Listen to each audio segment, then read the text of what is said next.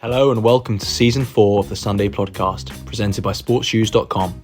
I'm Ollie Lum. And I'm Matt Seddon. This podcast is all about elite distance running in the UK. We're here to give you all the latest news updates around the sport, as well as weekly interviews with athletes and coaches. Stay up to date by following us on Instagram and X at Sunday Podcast. And make sure to subscribe to our YouTube channel too, where we post athlete workout videos, shoe reviews and more. Thanks for listening, and as always, we hope you enjoy the episode.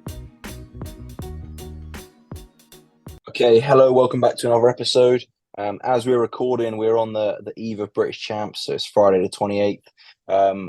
Obviously, we've already kind of put our British Champs prediction or preview episode out, and our prediction contest, now you're listening, will have closed. So maybe some of you are actually listening to this on your way up to British Champs, so enjoy the day. On the Sunday, we'll be there as well, so look out for us, come say hi if you'd like to.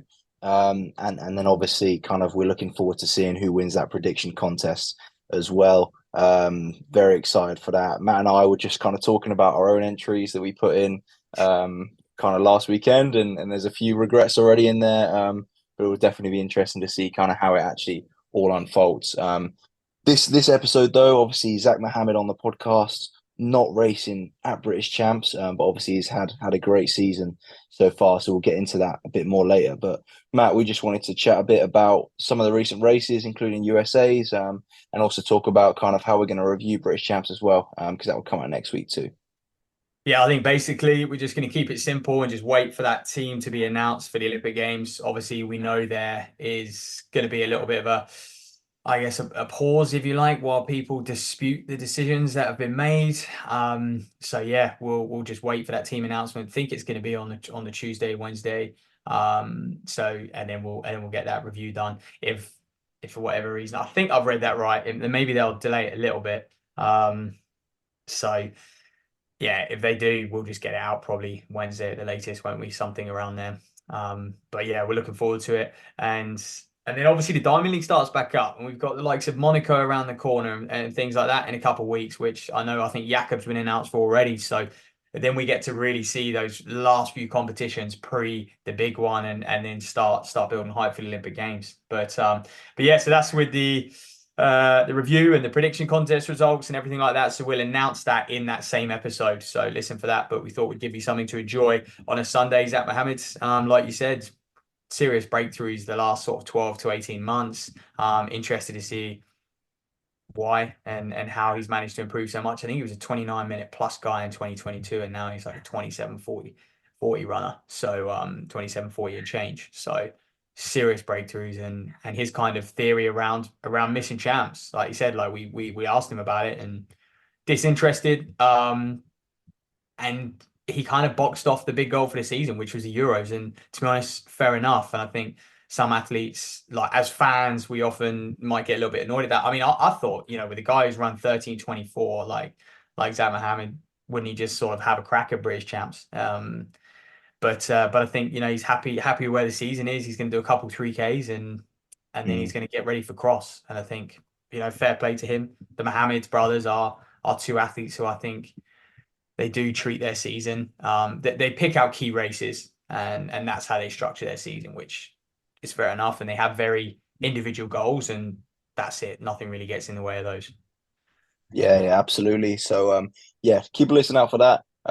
Just before we get into it, though, Matt and I, we wanted to chat a bit about USA's, because obviously they had their own trials last weekend. Ours are obviously today, for those of you listening on the day.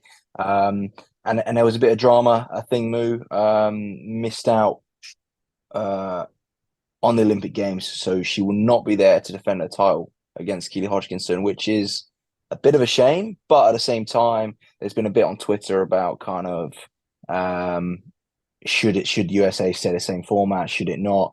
But I think we've always been in agreement, mate, haven't we, that the USA's is the best trials format, and that sort of drama, I think really like heightens kind of the focus on your own champs. Like, I'm also someone who I don't get me wrong, I appreciate I feel like every episode I'm always dissing how many kind of USA's they have, but their actual Olympic trial system is class. Having top 3 make the team.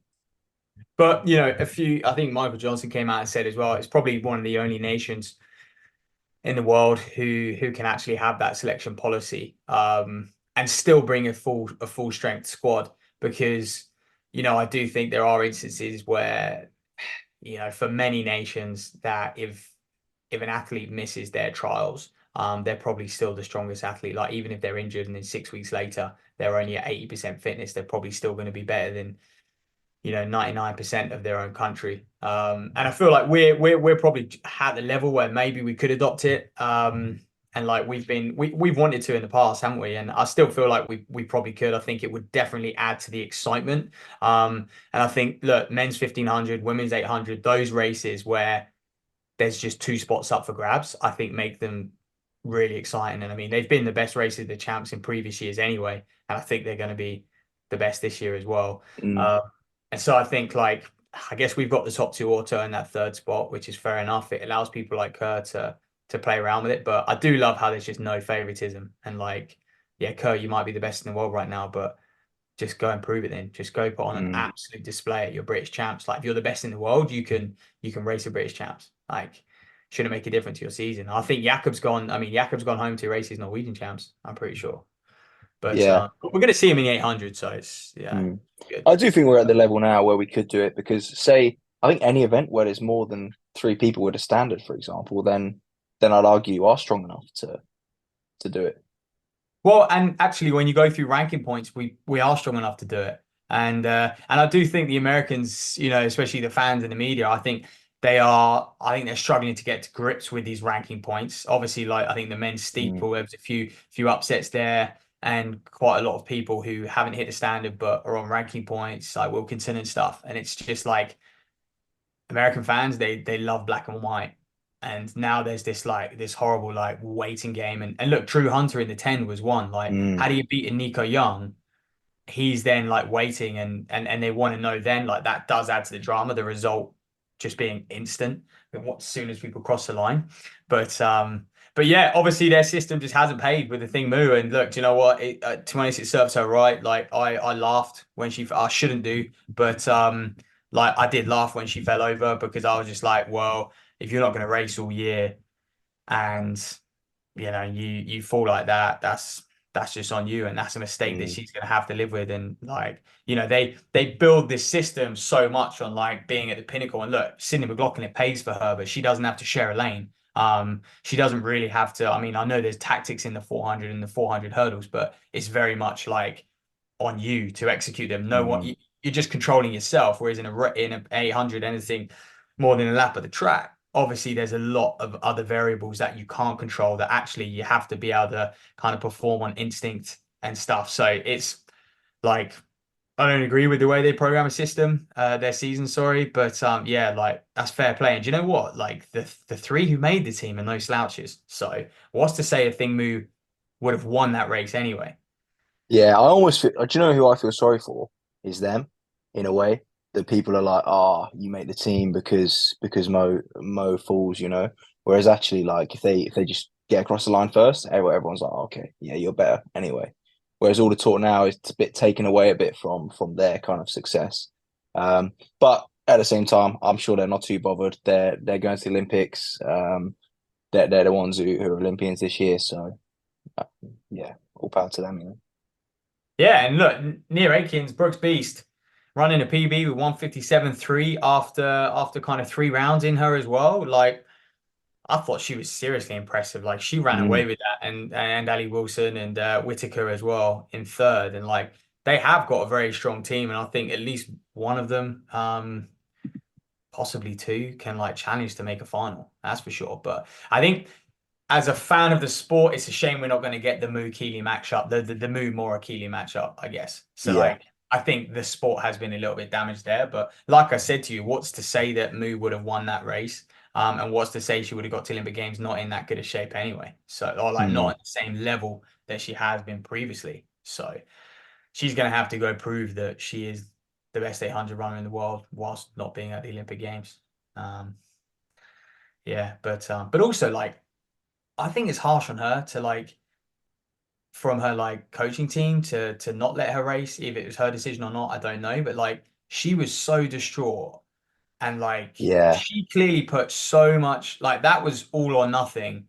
And the problem is when you have that attitude, like obviously she was crying her eyes out crossing the line, and that's just not like that can't be nice for an athlete. And like she knew like all the spotlight was on her and everything, and like she failed, and like your failures are just much bigger. Like if you don't race for that long and you put all your eggs in one basket, when you do fail, dude, it hits you hard.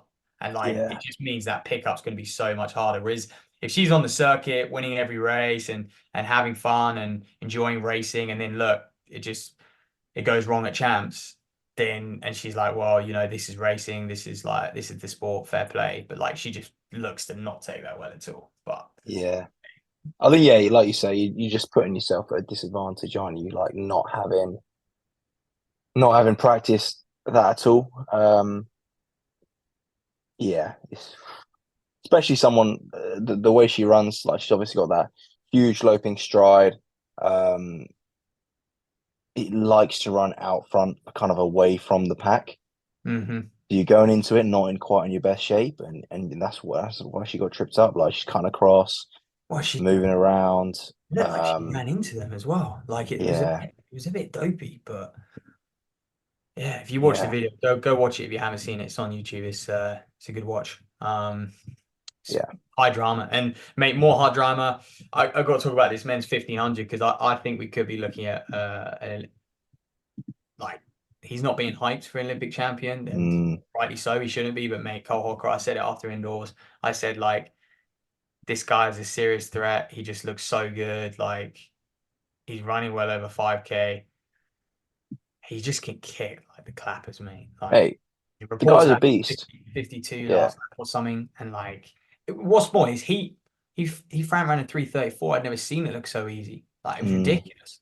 You're dragging all these men to PBs in the heat, and mate, 3:30.5. I had to like double glance at the clock when I saw the time because I didn't think it was like that quick. They just made it look but phew, I mean, I think come the Olympic Games, he'll be in 3:28, 3:29 shape. If you're mm, in 3:28, 3:29 shape and you can kick in a 52, 53 last lap at that speed, mate, you chances are you probably win because yeah, I mean yeah. that's Well, I what mean, we've seen the last few years.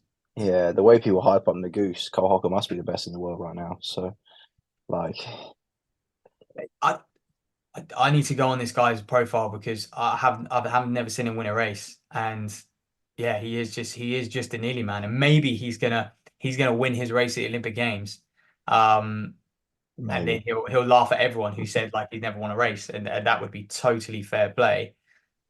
We'd have Oh, I to hope give he does. Honestly, we like, have to well, give I him say some that. respect there. You don't hope he does, mate. Yeah. Come on now, shut up. Nah, Josh Kerr. Josh Kerr, always supporting Josh Kerr. And on Josh Kerr, I've changed my opinion on Grand Slam track now because the guy Josh Kerr has committed, so I'm all for it now. So just I think look, I said it last week. I'm always a bit skeptical about these things. But look, they're kind of at the moment anyway, they're putting their money where their mouth is. They're getting the names in. Josh I Kerr's told you. committed. I told you they would sign the big Um, names, and I think people are saying, "Will Jakob follow?" And who's going to follow? And I honestly think he will. I don't see I a think world. Jakob has to. Yeah, I think he has to follow Kerr. yeah, I don't Because see. otherwise everyone's going to be saying, Jakob, you're scared. Jakob, you don't want to race car, etc., etc. So Yeah, I think he. I think he does as well. The only problem is, which I guess we hadn't really considered properly, is the whole 800 1500 double, and then the 3 and the 5 double.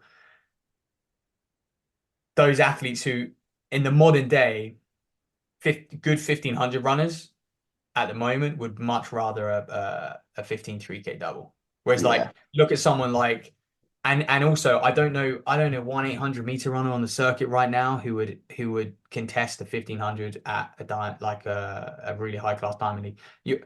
I guess you're looking at Elliot Giles, right? He yeah. can but like Whiteman's probably the only one. Whiteman is the best one, Yeah, I would probably say comfortably like and then yeah. So I think that will be really interesting to see what these athletes do because we might not even get a Jakob and Ingebrigtsen matchup because Ingebrigtsen's doing the 3 and the 5. Yeah, Kerr's doing the 8 and 15. Kerr might be doing the 3 and the 5. Don't know, but I yeah. think that would take way too much of a toll on his season. Mm. Yeah, that's And where I he's almost think like I almost think they should have gone down a more of like a team format, and then like you just pick your athletes you in just pick your your athlete. events. Yeah. And again, they might change it. Like it's year one, right? So I think it will change, and I think there will be teams in the future, Yeah, and I people because if there's will teams, people. right, you could say you double up in certain events. Like even if like I don't know, what would be cool if you had someone in like a 15 and a 5, and then like someone Yeah. else then has to do like an 8 and a 3, for example. Because like Kirk could do an 8 and a 3, but you like pick it based off who your matchups are that meet, for example. Yeah. Or, Yeah. or you do like I don't know, you could do it. You could do a 4 and a 15. Like say you're Whiteman for the team, if for example, because that's what fits best that meet. But I do think watching a race and like so we're basically saying that doubles like maybe one of its drawbacks. However, like could you imagine watching Jakob do an 800? Like if he did have Mm, to, how exciting would that be? Like, okay, Jakob, you've won the 15, you've got X amount of points. You've got to at least come third in this 800. Otherwise, you're not the best middle distance runner. Someone else mm, is going to get a better point average and stuff. So I think it's going to add to, and it's going to take away from this obsession that we have with times, yeah, that race was no good because it was 1 in 334, like stuff like that. So, but yeah, mate, I mean, like I said, and then I watched that coffee club with Carl Merber and yeah, I mean, he basically broke the whole thing down. So do watch that if you want to know more about Grand Slam. And I think they virtually signed everyone, and they're going to basically be slowly announcing it over the next few months. An athlete every couple of weeks, once a month, mm, whatever it may be. So people are involved in this. There's athletes out there who know, who know a lot more about it. But obviously they'll be sworn to secrecy at this stage. So we can only look forward to what's to come. But I mean that was I guess the big races in the US champs. Obviously the 10K was exciting, but it was a bit of a runaway. Women's 5K was to be fair, yeah. pretty, That was that was insane. Like 1440, Jesus. Like St. Pierre is she's quality, isn't she? I mean her and Cranny are yeah, I Oh yeah, mean the two of them, and also it's the way that they're running away from Carissa Schweitzer, who has great pedigree in those events. And that's when you like when you see two running away, but then you look at third place and you're like it's an athlete of that quality. Then you're like, okay, yeah, now they're shifting, because if it's just the two of them running away from everyone else and there's no one else there, but when you're kicking away from Schweitzer at that speed already, yeah, you must be in tip top shape, So mm. And Schweitzer like good to see her make the team and yeah, get back to her best, and she's got a bit of time now. So after like what has been a pretty rough 2 years for her, and then obviously Parker Val being fourth, but yeah, like what a battle in that women's five. Don't get many races like that. So yeah, and then I guess still to come in that US champs, which by the time we're recording would have happened, is men's 8, men's 5. Women's steeple was last night. That too was a great race, and I saw someone saying, I think they had 5 women inside the previous 5 or 6 women inside the previous meet record of 9 and 9. And it's like, mm, what's going on? But I think just more women are taking that event a lot more seriously. And rightly so, because I actually think even on a world stage, like still seems to be that if you can get in low 9 minute shape, you'll get a medal at a major champs. Like yeah. I think, fair play and, to and that fair is play to one the thing as Americans. well. Yeah, that is one They've thing as just got well after it. on that American kind of trial system is that because they're able to spread it out over a week, like you have to double up if you want to double at the champs. And I also think it tests your ability to double, for example. So it would allow someone like Whiteman, say, to kind of contest the British champs over 8 and 15. It would allow Mills to contest the British champs over 15 and 5. I don't know if we've got the kind of depth to spread it out over as long as they do. But I definitely think we could adopt some of that to that top three kind of top three system. But it would be cool. I would love to see it if we could spread it out over that time and make people double. But Yeah, I mean, it's hard. It's hard. you could technically just have like you could do Friday, Saturday, Sunday, 2 weekends in a row sort of thing. Or like, Yeah. Thursday, Friday, Saturday, just a few evenings, a few weekends in a row. Like because the timetable already, like I actually think that's almost more exciting. Like, and if you have been watching the US champs, it literally has been like sort of, I want to say sort of like 2 hour windows. And that for me has always been more exciting than 8 hours of. Yeah, it is. But what I would say is, say this weekend, for example, in 2.5 hours, we have like most of the distance finals for the Olympics, for the British champs. We do. Which is top quality. We get to see between what 2:30 and 5 or 5:30. Yeah. We get to see every kind of Distance Olympic like person kind of winning that Olympic trials, apart from that women's steeple and the women's 5. So that's a pretty exciting program in my opinion. Oh, it is, mate. It is. That's why we're going to be there, mate, in the main stand. Yeah, we'll be there. Matt will be filming some stuff. So if you want to feature on a podcast socials, then you can. I mean, we're both amateurs in that regard, but absolutely. Absolutely. But yeah, hopefully we'll be catching up with some elite athletes and hopefully grabbing a few pieces from. Like I say, it'd be really interesting to hear what Keely has to say about Mooseful and stuff. And Keely obviously being in the 400. So yeah, that's. But I think that's it, mate. I mean, obviously, yeah, the US champs. Most of it's on YouTube. Like, just go find the individual races. That's what I've been doing. It's been a great watch. Whenever I wake up that next day, half hour over a cup of coffee, watching whatever happened the night before. So and yeah, you got too much time on your hands, mate. I wake up early, mate. I now wake up at 6. You know, I figured I was wasting 2 hours of my morning by waking up at 8. So now I wake up at 6. I get my run done. You know, actually, a little while ago, I was moaning about, you know, just not having the time, not having the structure. I've sorted my life out now. I wake up at 6 o'clock now. I go for a run. Well, I do a bit of admin, grab a coffee, go for a run. And look, I start my day at 9 o'clock like everybody else, but I've been more productive. So there you go. It's the weather, though. You know, I sleep with the curtains open, so you wake up automatically at 6 o'clock, whereas otherwise. Coach Seddon is now a life coach as well. So yeah, sign up to some running, and he can give you some life coaching too. There you go. But yeah, let's get into Zak Mahamed. We'll let the man do the talking. So enjoy that episode. And for those of you that are listening on Sunday, we hope to see you this afternoon at British Champs. Enjoy.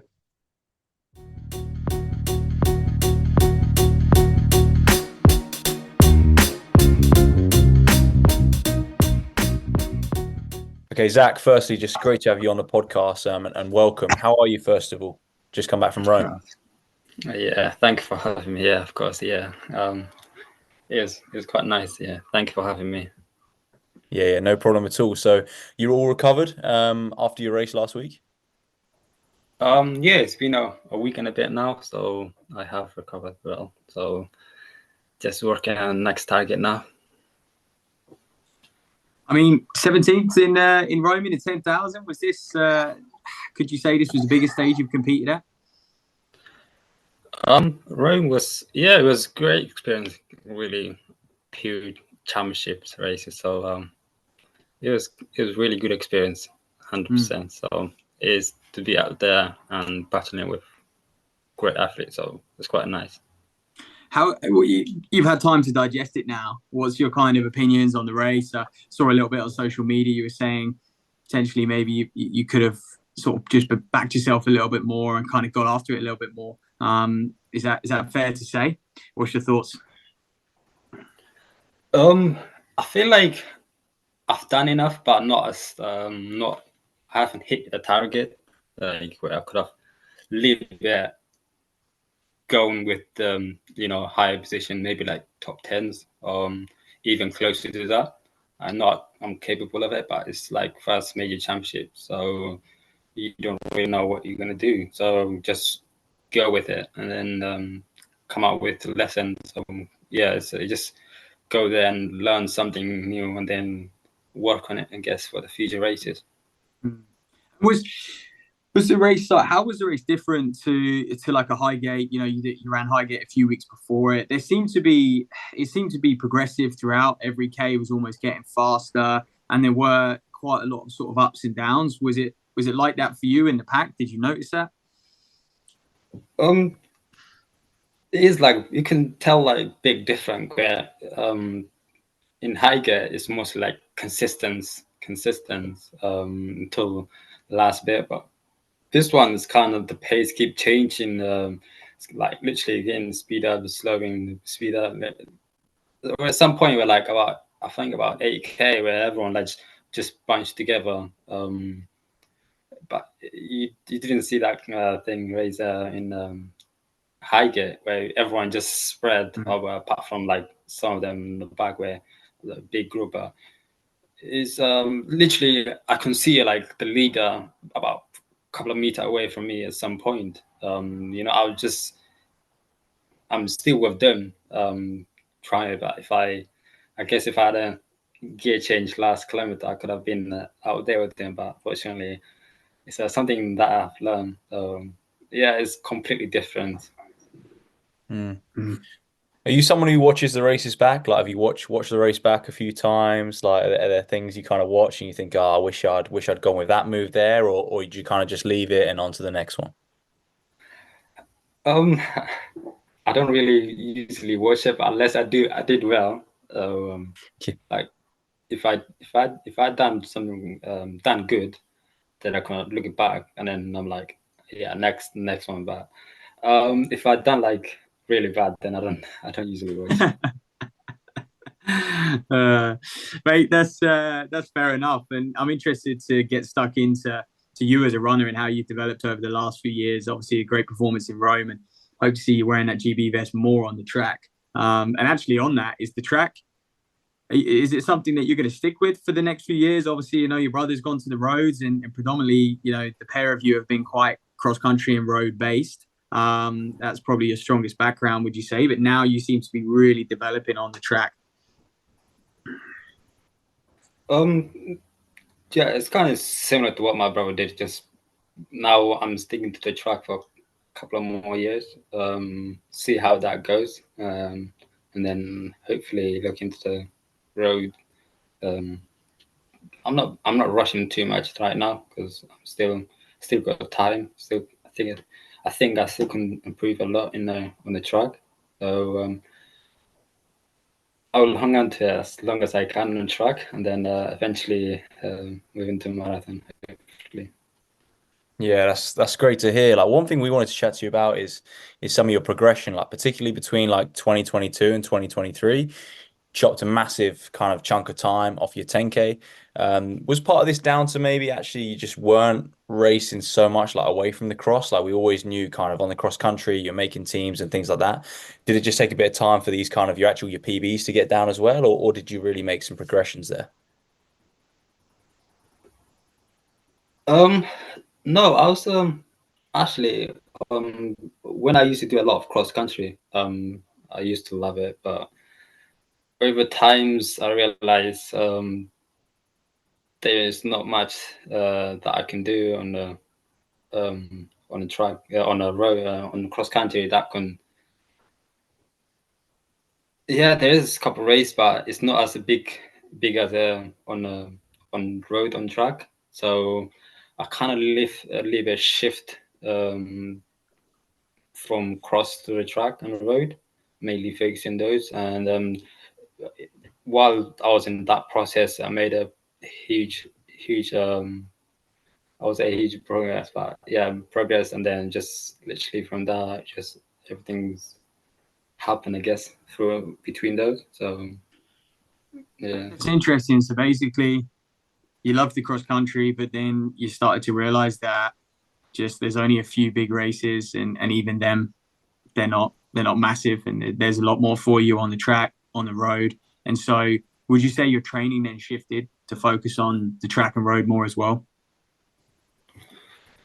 yeah, it's funny. Like back in the day when I used to do a lot of cross, because of my religion, I used to do Ramadan. In Ramadan, we don't, because always happen in middle of the summer, track season. I tend to not to train as much because that time I'm like 17, 20. I tend to not to train too much on for preparing for track season. So I always kind of messed up, not training well. That's why I always like not doing well on the track. Then and then when it comes to track cross country, I'm in like good shape, and then I can't do well because I don't do Ramadan. I just like I'll be getting into good shape and then just get out there. And then now everything's slowly changing. The Ramadan of time has been changed, and now it's just like easy for me to just progress in my my training through the summer. So it's kind of like benefit me a lot. But yeah, that's how I see it. Mm.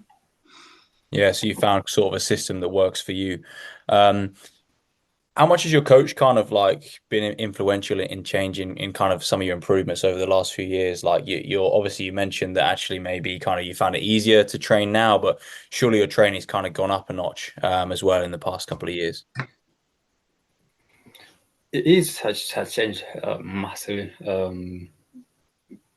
throughout the year. Just slowly adding a bit to the texture, and then from that just progress, I guess, every sessions, every runs, because we're looking into it bigger distance now, especially half and 10K. So obviously a long way. Smart, and then you need a really good train blocks in order to complete in a good level. So it is massively big difference. Yeah, man. I mean, I want to talk about your coach, Idris, because he's someone that I think is probably arguably one of the best 5,000, 10,000 coaches and up in the UK right now. Obviously, he coaches you and your brother, and a few others. And I think he probably doesn't get enough recognition. What's the relationship like there? And kind of obviously, you've had great success under him. Yeah, we do have a really good relationship. He has really had a big impact in me. So I always give a credit.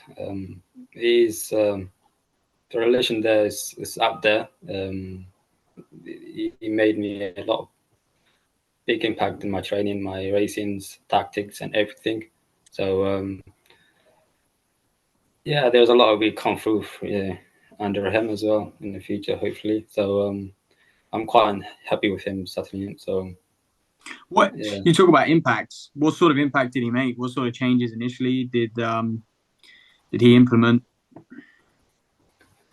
Like just the way training I used to train, and the way I used to race, it's pretty much just get into that environment with them. It's just everything's completely different.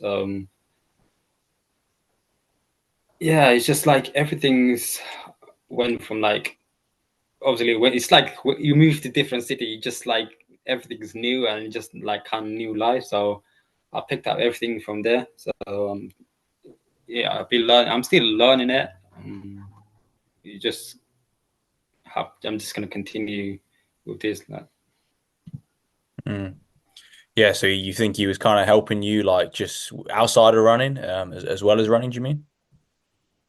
Yeah. No, he's kind of he's kind of like one of my family now. So we kind of talk everything. It's not just athletics, but outside athletics as well. So yeah, is it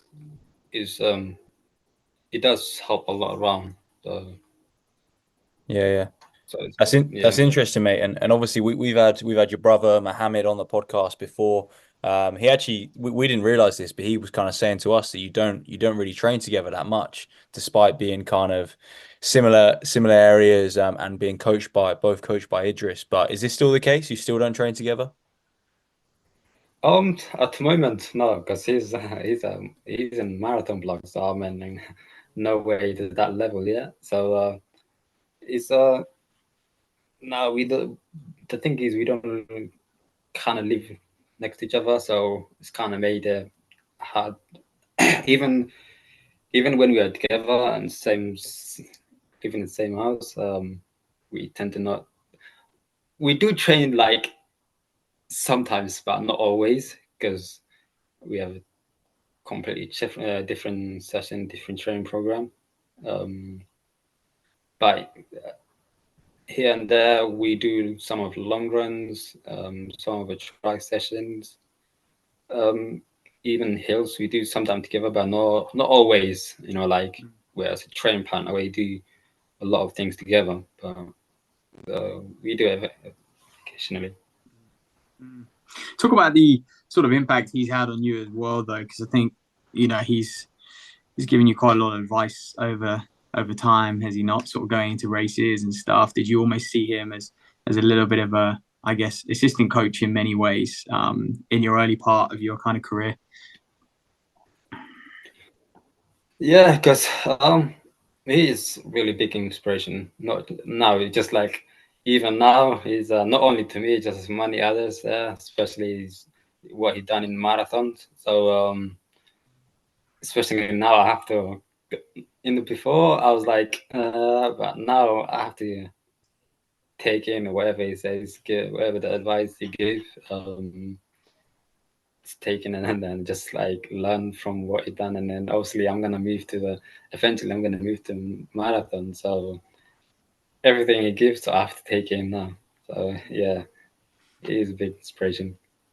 Where are you based at the moment? Because you said you don't often kind of living in the same area. Where do you train? Out of Southampton or? I'm still based in Southampton. Yeah, I'm still Okay. living in Southampton. So nice.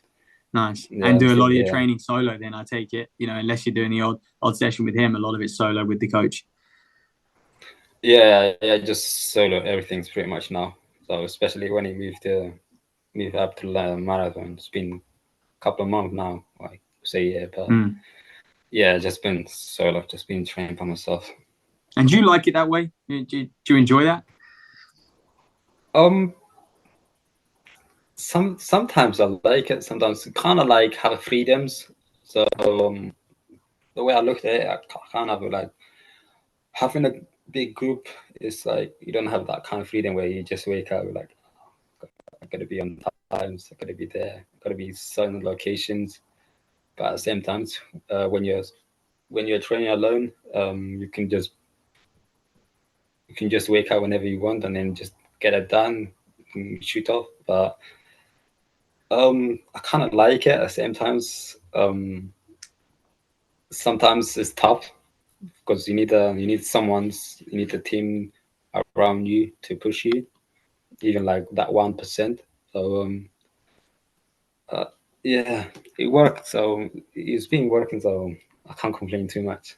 It has. It sounds like you don't have too much routine. You're the kind of, like you mentioned then, just waking up when you want to wake up, and then you go work out when you want to work out. Is that the way you live the life?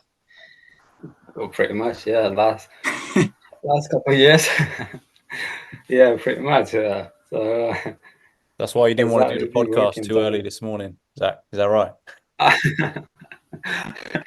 Oh yeah, no, because I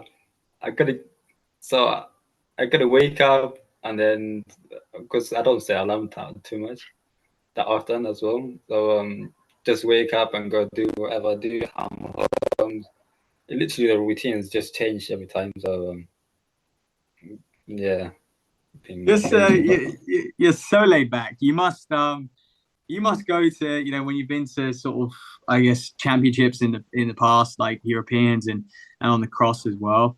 Do you look at some other people and sort of how different you are to them, how different you approach things to them? Some of them, yeah. Because I guess everyone is different, isn't it? Like the way they train, just everything's. I guess everyone is not the same. I have my own. Even like compared to my brother, I'm completely different. So I see some people do like for example, do shake out in the morning, where I don't usually do that in the mornings before competitions. Now I only do that actually I start this year, but before I never do like on the race day. I don't do a shakeout before competitions, and especially in the morning. So but now I start doing it. But it's just like you can learn one or two things in when when in this kind of event, when in the championships, obviously everyone can bring new thing to the table. So people like, oh, that's excellent. Let's just try it. So like even like that shakeout, that just like new to me. So I just picked it up recently. So I guess yeah. Yeah. Is that something that you experiment with a fair bit? Like, do you decide, like, do you go to Idris and say, actually, I'd like to do a shakeout here, or like maybe I should do longer warm up, for example, or is it something that he kind of like pushes a bit as well? Yeah, he does. Yeah. So we tried it, but we haven't tried it because like now the race, if it's the race like in evenings, I will 100% go for like nice and easy, smooth jog. But if it's kind of like afternoon, then we trying to avoid that. So just not to waste too much energy, and then just stay indoors as long as we can. So if it's like, for example, the race in the evening, then definitely early in the morning jog, and then just the rest of the day just easy, just rest and do nothing, I guess. So yeah, we have experienced that, but we haven't tried it when the race in the evening. So I mean afternoon. So I don't think I would try that, but for now, so we'll see.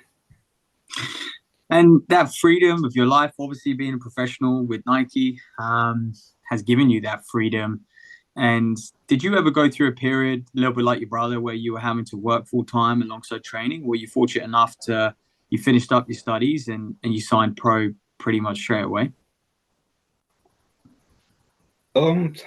Actually, I used to work part time. I wasn't working full time because I'm still at uni. Before I signed Nike, yeah, about a year before that, I was working part time. And then I was juggling with uni, obviously. And then a year later, I signed with Nike. Then I just left that jobs, and then obviously now I'm just juggling with running and university. So yeah, they made a big, massive difference. Yeah, yeah, absolutely. So you still at uni, are you? I'm still at uni. Yeah, it's my last year. Okay. Didn't fancy Bucks then? No, I don't think I would. No, I don't Yeah. think I would do that one. No, no, no. But in all seriousness, what are you studying, Zach? Sports management. Okay. Nice, nice. Yeah, must be great to have obviously like massive company like Nike behind you. Is that almost a dream come true? You know, because sort of I feel like a lot of people say different maybe if they're sponsored by other brands, but I feel like for most people, kind of growing up, getting a Nike contract is kind of a massive kind of bucket list thing. You know. Yeah, to be honest, I always want to, even like since I started my running career, I always said like, oh yeah, if I get Nike, I'll be very, very happy. You know, like this is not even now, it's like when I was under 13, under 15. So I don't think I have worn other brands, but I always wear my spike or my racing shoes has been Nike over the years. So when I called from my agency, I was like, oh my god, this is crazy. So nah, it's literally this is like dream came true. So I'm so happy, and then I'm so lucky to have my first brand as a Nike as well. So it's massive. It's big deal. It's a massive deal, man, and we'll get more into shoe rotations and stuff towards the end of the podcast. But just wanted to ask you about you read a lot around distance running. You learn a lot from what I've heard as well. And one of your favorite phrases is "no risk, no story." But I wanted to ask you, like, what does taking risks look like for you? Like, what sort of risks are you taking currently, or have you took previously to kind of get to where you are now? Just taking a risk. It's like when I use that phrase, it's literally the progress I'm making now. It's like just especially when you're in competition, it's kind of like you tend to scared of your competitor, I guess. Like oh, he's faster. If you look at the result, you'd be like, oh yeah, he's faster than me. He's a stronger. He's better finished than me. Just like when you get into the start lines, everyone's, no matter what you've done in the trainings, it's down to that race. You just like how much you wanted. You just, you know, just take the risk and then just go for it, and then you come out with. If you put that mindset in your mind, you always come out with positive. At least you give it a go, you know. So this is why I think that kind of races helped me with my mind, change my everything. I guess like you know what, I'm not scared to have a go. Try and go out there and race. So it's always it's good to have that kind of mindset where you know you can do it. Give it everything you got. You know, whether it's in training or in racings, so you can learn new things. You know, so yeah, that's the mindset behind.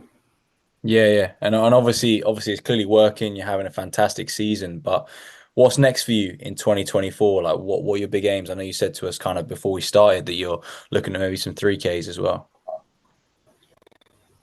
Yeah, I think I have two more races on track. One is Morton Games, Mhm. 5K. Couple of days I think there's another 3K race somewhere in Ireland. I can't remember what is it. I think it's like 9th of July. So Cork City. Oh yeah, Cork City Games. Yeah. Cork City Games, yeah. I'll be doing those. And then I've got 2 weeks break after that, I think, before we head into getting ready for the cross country and road.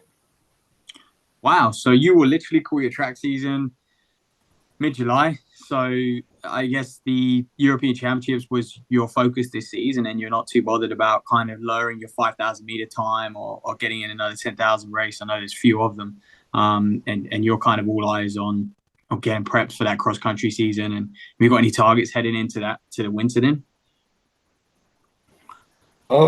I guess my focus was to get to the Euro. I guess I've got that. I got quite a time to get to so that was one of my main target. So I've done that. Now I just need maybe 1 or 2 races on track, and then after they call it a day, just the plan was to have a break before cross country season start, and obviously restart.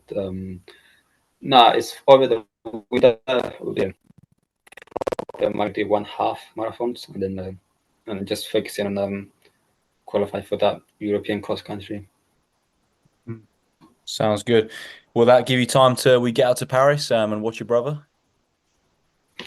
Yeah, I'll be there. I'll be Oh, there I to love watch it. that. Yeah. So Awesome. should be good. Have you got any predictions how he's going to go? To be honest, no idea. I'm kind of nervous because he's making me scared on when he's done London. But so I'm, you know, you never know because he's still making that progress in marathons. So and obviously this is going to be kind of like different, I guess, to the rest of the marathons, because this is like championship where other ones like, you know, you go for it. That's like just no race. So it could run good time. It could run fast times. It could run high positions. I don't know how it will go. So it's gonna be I guess it's gonna be good race for him as well. So good learning, because this is gonna be his first marathon at all stage. So just kind of looking forward to watching him. Mate, absolutely. And I was a little bit surprised. It's you didn't want to give British champs a go yourself over the 5,000. Any thoughts on that? Any thoughts on who might win the 5,000? Who might be on that 5,000 team in Paris? I kind of want to do it, but at the same times, I'm away of qualifying times, because you need to get qualifying time and come top 2. And obviously, there's a lot of quicker guy already got qualifying time who will be there. It's kind of take a risky with like travel to Manchester and then take the risk, or just call it a day, I guess, because you're done for what you need to get done for the summer. I reckon if George Mill will be doing it, then he got the spot. The second one's whoever. I guess I think I'm not sure if Charles Hicks doing it, but it'll be between him and Jack Rowe. And Patrick's doing as well. So just whoever wanted,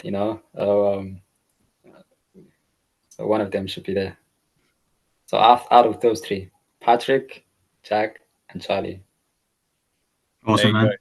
You've heard it from Zak Mahamed. That's what he's saying. We'll probably release this on the day of British Champs, mate, so people will be able to test your knowledge. But just before we finish, then, do you mind just talking us through kind of like a typical week's training? Like, what does that look like, sort of Monday to Sunday for you right now? Right now, I'm just well, I had a couple of days recovery after Euro, so now kind of like my training, because I'll be racing in 2 weeks' times. So it's kind of like just mileage, in terms of mileage, just kind of picking up slowly. I would say like Monday will be like kind of easy double. Tuesday we just normally on track. Now I'm just kind of focusing getting that leg off speed and legs, because it's 3K, it's like 7 laps, so it's kind of like don't want to try short the distance, but kind of need it as well. So at the moment, kind of picking up in terms of the mileage, but in training, in sessions, not as much, because I'm gonna start doing it probably next week. I'm gonna start from Monday. I have an idea what the plan next week is, because they're trying to get the coach sending over like pretty much daily. So wow, you get your training sent to you daily? Well, just for now, between obviously Euro and that race, but before it was different. Before it was different, but just because recovery weeks for a couple of days and then still pick up. But now just start sending daily, and then obviously after that would be 2 weeks off, and then we plan after that. But just for now, not always. What sort of mileage are you hitting, Zach? Before Euro, I was hitting around 100 or just under 100 miles. So, Is that quite typical for you, kind of throughout the year? Pretty much, yeah. Yeah. Yeah, because I used before, like way before that, I was doing like 60, 50 miles a week. So stepping that 50 miles to 60 miles has made a massive difference over the years. So what was the transition like? From going to 60 to 100? Did you do that in quite a short space of time? It sounds like you did. It kind of take me about a couple of months to get used to running, because the thing is, before I used to have like kind of niggles, like take me like a couple of days to recover whenever I try and do a higher mileage. I try not to do it because of the niggles, and I gradually just increased it slowly, and then take me a couple of months to get used to that mileage. And obviously I've not at the moment, like if I hit 100 miles, have like no issues. Before I used to have like legs, sores, so many niggles there, that, so many issues going on with my body. So now if I hit like even over 100, I don't think I will have any problems because I get used to it. I've been doing that for like a while now, so I haven't had any issue, I guess. So yeah. Yeah. Decent. Yeah, sounds like you really kind of adapted to that training, and obviously, as we've seen from your results, it's paying off. Just finally, then, do you mind just talking us through your kind of your favorite Nike shoes that you're wearing at the moment?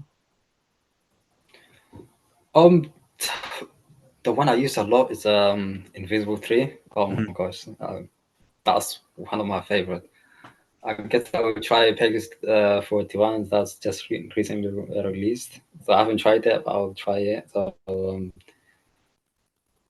even for recovery, for runs, general runs, Invisible 3. So that one definitely for me is one of my favorite. It's got too much cushioning, and then I have never had a problem, any issue with it. So yeah, that one definitely. Yeah, definitely. Talking about high mileage, that's definitely one of the shoes that helps people do that, isn't it? But look, anyway, Zach, it's been great to chat to you today. Thanks so much for coming on the podcast, and we wish you all the best for the rest of the season, and then your break and cross country season as well. Thank you very much for having me. Thank you.